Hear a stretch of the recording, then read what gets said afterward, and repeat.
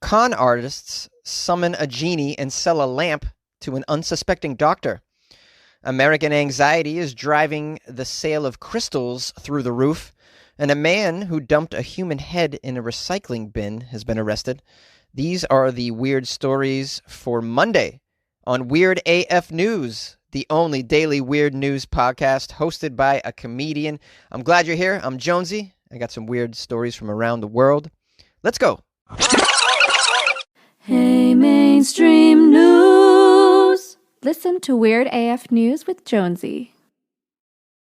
Some con artists in India summoned a genie and sold a doctor Alladin's lamp. No, the poor dummy. Yep. Two men were arrested in western Uttar Pradesh, which is in northern India, after they allegedly cheated a doctor of Rs 31 lakh, which is the equivalent to about $40,000 American. This doctor handed over the money for what he thought was Alladin's lamp. Yeah, the actual Alladin's lamp, the magical artifact from the popular Middle Eastern folktale that brings forth a wish-granting genie when it is rubbed. You guys have seen the cartoons, the movies, etc. You rub the lamp, right? Poof! A genie comes out. The genie's usually like blue, right? It's got a blue face. Didn't like Shaquille O'Neal play a genie in a movie? It was probably awful. I didn't see it, but you know, the genie comes out of the lamp, gives you, I don't know if it's 3 wishes or unlimited wishes or 1 wish. You use that 1 wish to wish for unlimited wishes. I would use that 1 wish to, wish I was a little bit taller. That's all. I'm a simple man. I want simple things in life. Well, these Aladdin lamp selling con artists even managed to, get this, they managed to summon a, quote, genie from the lamp in order to convince their victim, according to the doctor who was cheated. How dumb are these doctors in India, man? The doctor, whose last name is Khan, filed the complaint with the police, describing in detail how he had been swindled by the now arrested men. According to the doctor, he first met them when he began treating a woman they described as their ailing mother. Here's a quote from the doctor. I started visiting their home to treat the mother. The visits continued for about a month. Gradually, these guys started telling me about a Baba, whom they claimed also visited their home. I guess a Baba is a genie, right? They started brainwashing me and asked me to meet this Baba.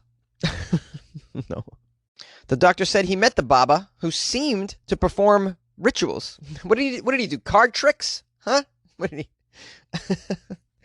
Eventually, this group told me that they would sell me a lamp, but I could only come up with a down payment for the lamp. They asked for a lot of money for this lamp. They told me this lamp would bring wealth, health, and good fortune. They said this is, quote, Aladdin's lamp. During one visit, quote, Aladdin actually made an appearance in front of me. I did not know who this person was at the time. I later realized one of the accused was actually dressing up as Aladdin. Are you stupid, doctor? Seriously. This is like a fictional person, Aladdin, right? This is from a fairy tale, from my understanding. You actually were duped into believing that one of the guys was actually Aladdin. You know, it did look like one of the brothers from earlier. Very strange. I thought there was they had a strange resemblance. Photos from the police station where the complaint was filed show the 2 arrested men and a massive golden-colored lamp that was seized by the police. We have found that the same men went to other homes in the city, says a police official. And they cheated many families. We have found the involvement of 3 people so far. 2 have been arrested. 1 woman is on the run. What did the woman have to do with it? You know, when you have crimes like this, it's almost like I can't even feel bad for the victim, because you've got to be so supremely stupid to be conned by something like this. I mean, it's a fictitious artifact. These are fantasy people, and you believe in it? I mean, it's like if someone runs up to you and tries to sell you Abraham Lincoln's eyebrows. Just take a moment, okay? Maybe go to the police first. Ask some friends. Did you not ask a friend? Hey, man, someone's trying to sell me Aladdin's lamp. Is that even a real thing? Your friends are going to tell you, bro, you're stupid. No, it's not real. In fact, why don't you take me to meet these guys? Like, how did that not happen? Does this guy not have a single friend that he could tell? I was like, hey man, these guys told me they had Elvis's guitar, and the ghost of Elvis appeared and strummed it a little bit. Told me it was indeed his guitar, the one that he wrote Blue Suede Shoes on. And I just, well, I like Elvis a lot, and I just thought, hey, it's got to be Elvis's guitar if it's his damn ghost that's telling me about it and playing it, right? I mean, really? Really? Did you also give someone $100,000 for a carpet that can fly? I wonder. I don't feel bad. Am I out of my mind? Anxiety is driving a crystal boom. People are looking for healing, and they're looking to crystals. The pandemic and a bitter election season have helped sales of goods associated with metaphysical wellness in the U.S. to soar.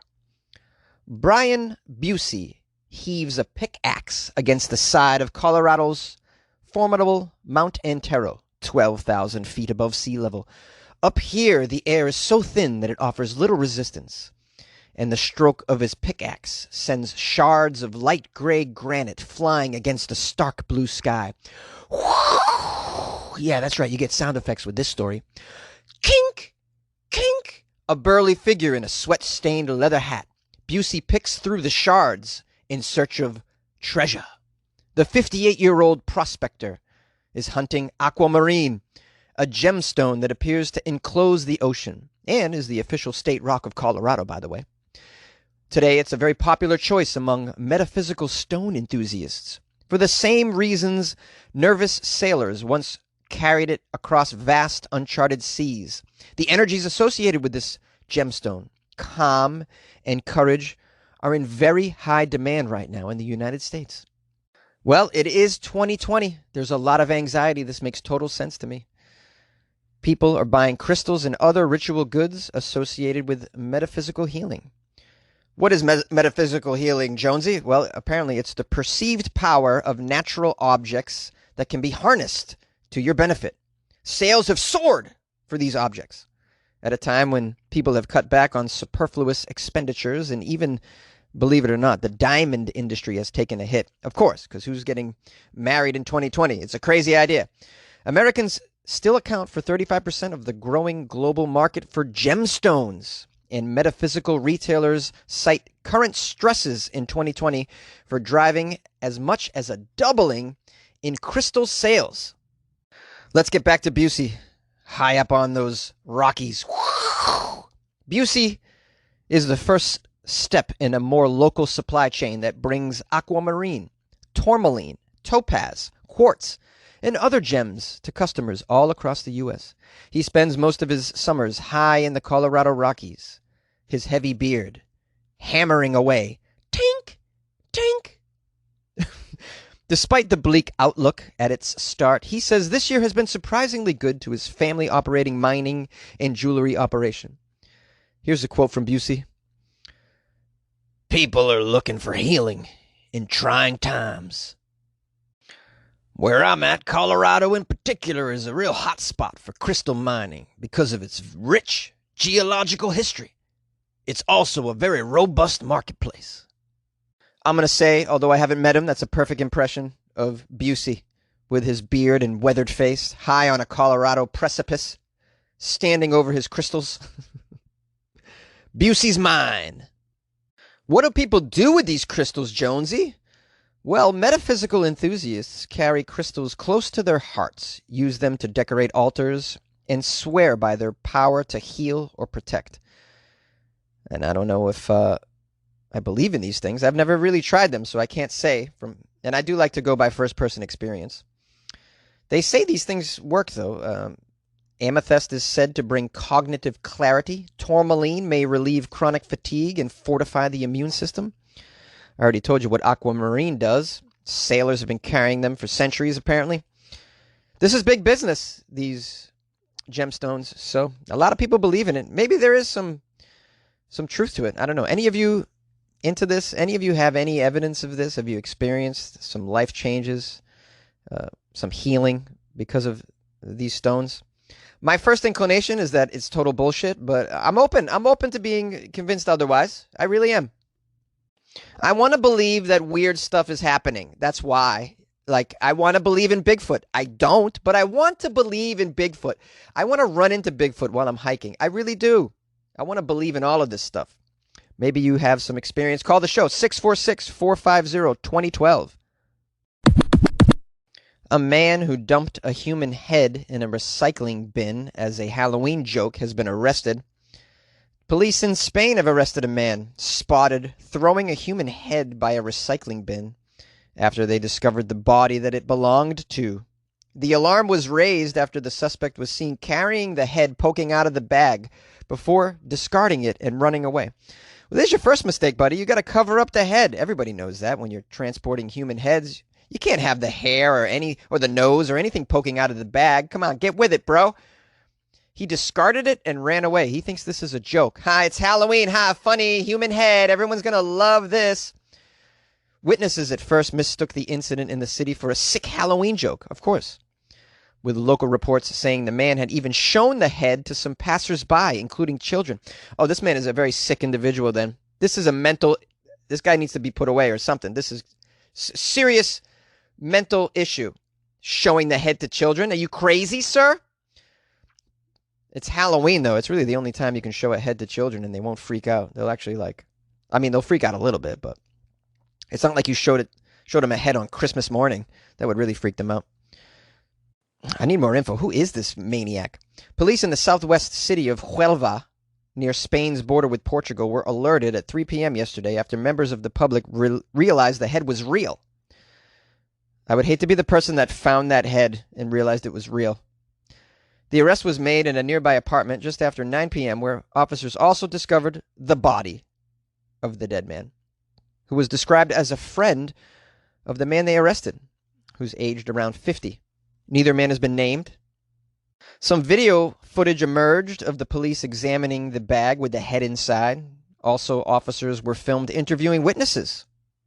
Here's a quote from a passerby dressed as Conan the Barbarian for Halloween. When I saw the head, I was frightened. I said, "Get down! Get down! Get down! It's a head! Get down!" Officials said this is very early in the stages of investigation, and no one should make any judgment at this time. Yeah, I'm making judgment all day. I'm going to judge this guy. You're throwing a human head into a recycling bin? What a strange thing to do.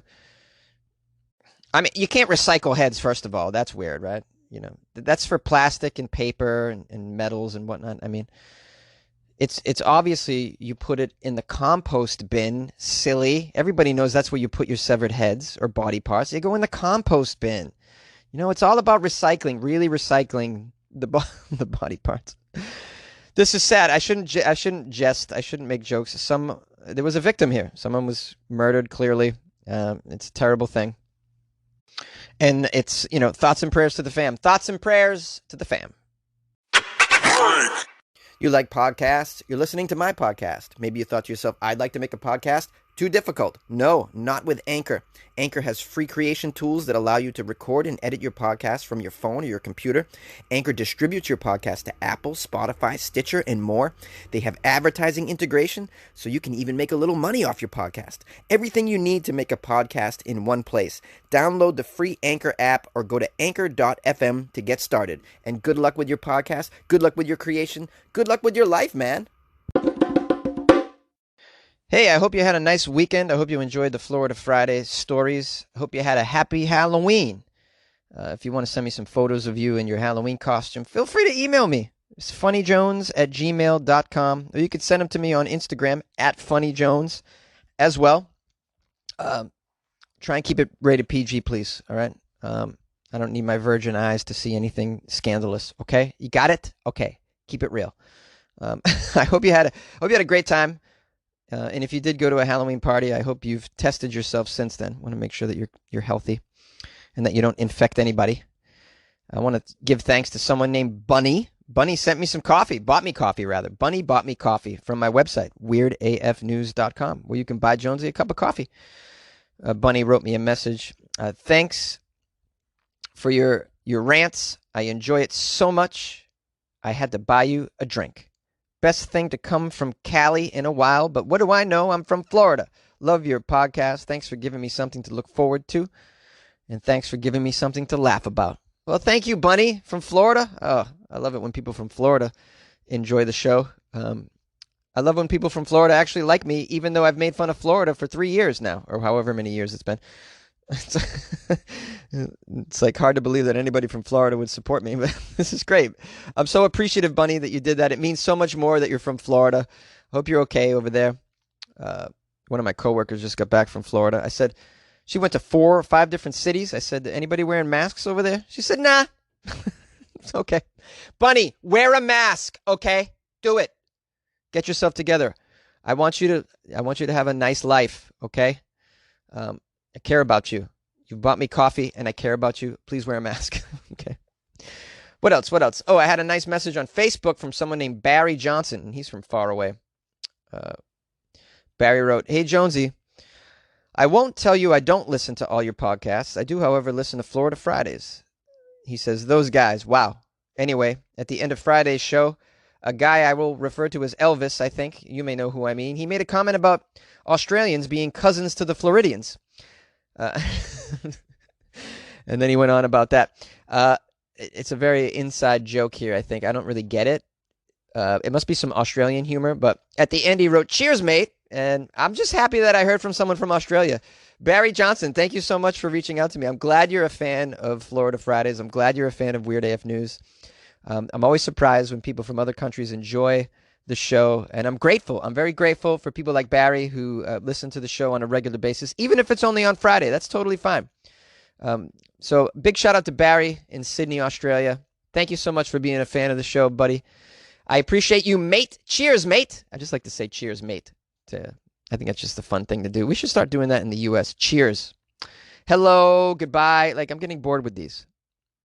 If you guys would like to support the show, you can join the Patreon, patreon.com/weirdafnews, and you can enjoy the Halloween video that I just posted.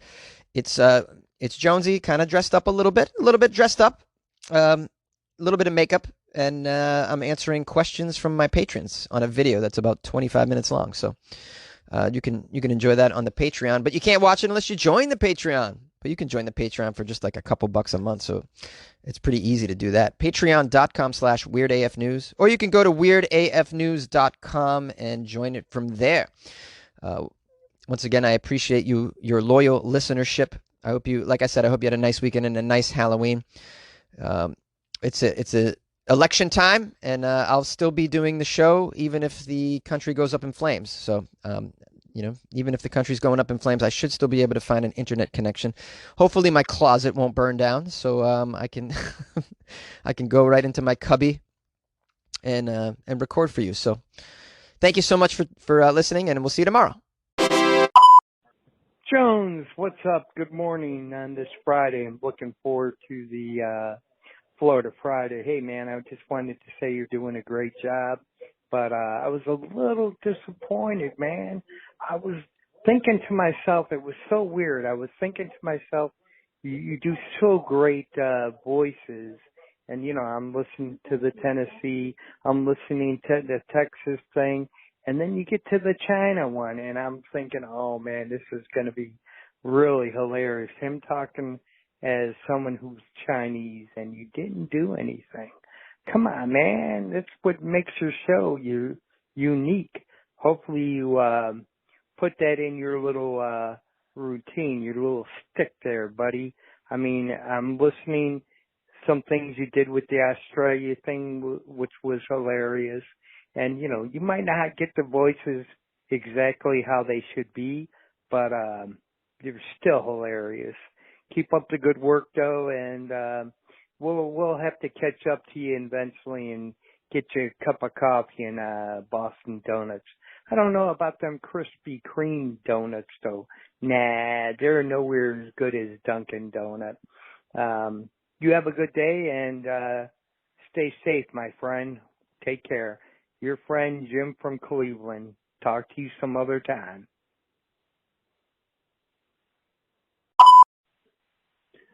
This is the future calling. Jonesy, I feel like you're way off base in your rant against the people who found the Skeleton Strip Club offensive. Okay? Although I myself wouldn't be offended by that. I feel like I understand why some people would be. This lady could have put up any kind of skeleton scene on her front lawn that she wanted, and yet she chose to make it something that alluded to, a set of behaviors that, a lot of people have issues with. I can understand at the very least why, uh, you know, parents of children in that neighborhood, the kids are asking their parents like what that scene represents, and then them having to explain it to their children. I could definitely understand being irritated by that. Although personally I would just laugh and move on.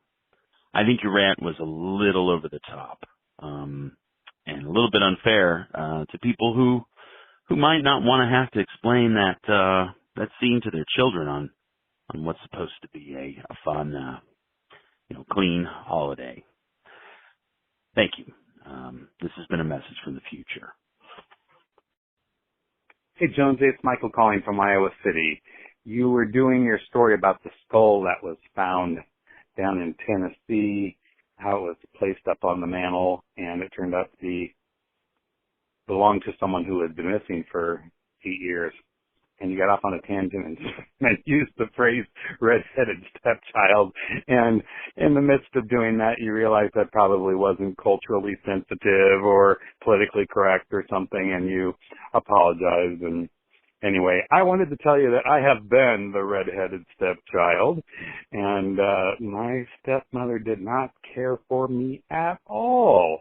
And so, yeah, I wasn't physically abused, verbally abused. Oh yeah, neglected definitely.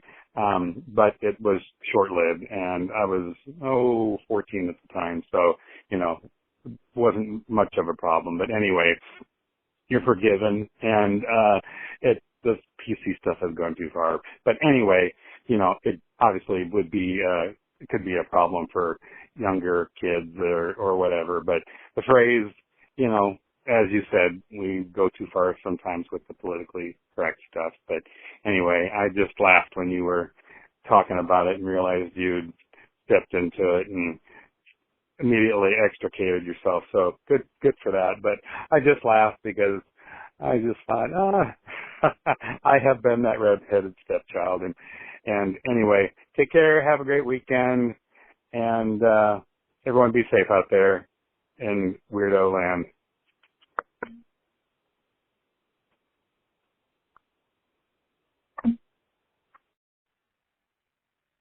Hey, Jonesy, it's James and Angel in Texas. Just wanted to say hi and wondered if you had heard the song by Blue Oyster Cult called Florida Man. Jamie, he's the one that told us that. Oh, okay, well, anyway, those of you that are listening, please register to vote if you're not registered, and vote, vote, vote. This is a very important election, and everybody needs to do their civil duty. All right? Hope you're doing well, Jonesy. Keep up the good work. Bye. Bye. Alexa, hang up. I am fucking you. Alexa, hang up. Oops. Is she hung up? Alexa, hang up. Hey, Jonesy, Dallas from Minnesota. Got a comment on the kind of the rant you went on for cancel culture is basically what I would describe it as. And I totally agree with you. It used to be 20 years ago, you knew how to spot these people out because they always would be, Bible bangers is basically how I would describe it. So, if you invited your Bible banger friends over, you just knew to change up your scenarios and the way that you presented yourself around them. Maybe you even had to listen to Christian rock or something. But, nowadays, I'm not even hearing a lot of the cancelness out of the people who are extremely religious. Instead, I'm hearing it from people who really just are young.